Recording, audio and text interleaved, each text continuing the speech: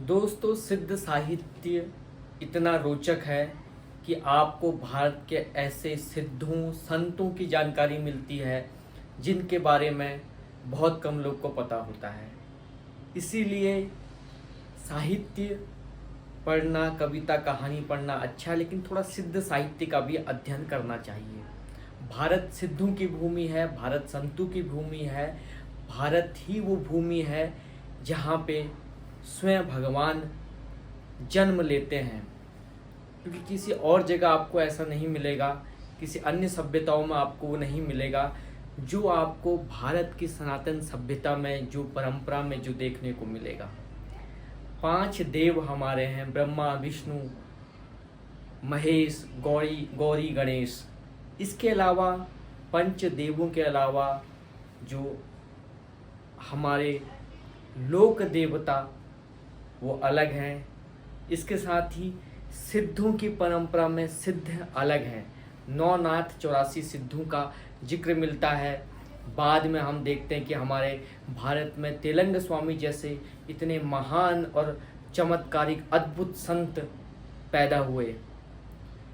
तेलंग स्वामी इतने बड़े संत थे और इतने बड़े महापुरुष थे कि जब रामकृष्ण परमहंस कोलकाता से काशी विश्वनाथ के दर्शन के लिए आए, तो वो काशी विश्वनाथ के दर्शन न करके सीधे तेलंग स्वामी की ओर चले गए।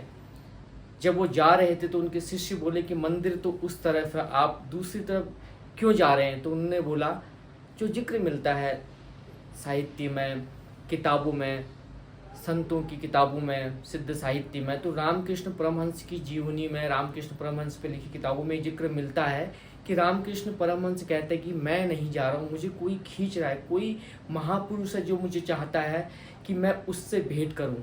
जब तेलंग स्वामी से रामकृष्ण परमहंस से मिलते हैं तो वो कहते हैं कि काशी विश्वनाथ तो साक्षात काशी विश्वनाथ तो ये हैं। वैसे ही लाहिड़ी महाराज जी का, जो मैंने इससे पहले भी आपको जिक्र सुनाया था, तेलंग स्वामी, महावतार बाबा, लाहिड़ी महाराज, गुरु गोरखनाथ जी और नीम करोली महाराज। इसके अलावा भी अद्भुत संत परंपरा है, एक से एक महान संत हैं। वृंदावन में देखिए आप, जो हमारे कथावाचक लगातार ऐसे भगवत प्राप्त संतों का जिक्र लगातार करते हैं, उनके बारे में बताते हैं। ऐसे ऐसे संत परंपरा में हमारे यहाँ ऐसे अद्भुत चमत्कारों की ये धरती है भारत भूमि।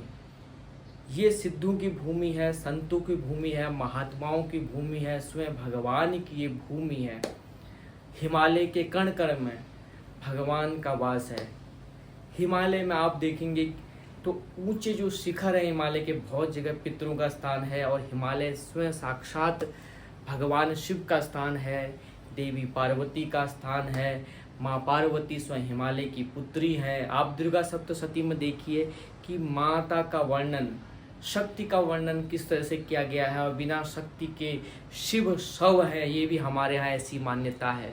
क्योंकि हमारे यहाँ अलग अलग संप्रदाय हैं, शैव, वैष्णव, शाक्त संप्रदाय।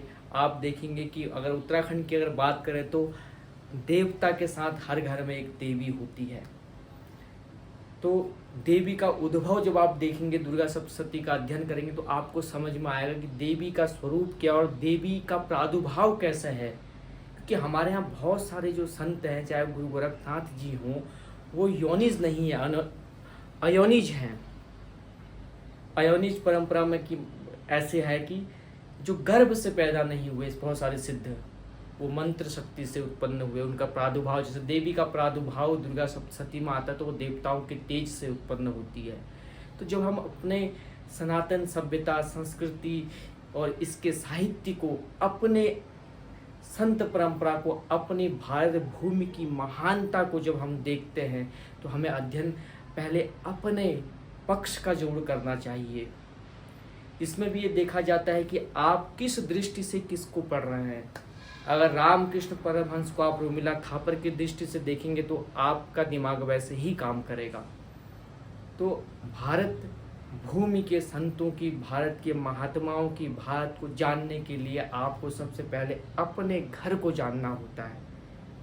जब आप अपने घर को जान लेंगे, अपने परिवार को जान लेंगे, तो आप बाहर को भी जान लेंगे। इसलिए सबसे पहली प्राथमिकता होती है अपना घर, यानी अपना घर। अब आप उसमें ले लीजिए कि अपनी चीज़ें, साहित्य है, संस्कृति है, समाज है या सभ्यता है।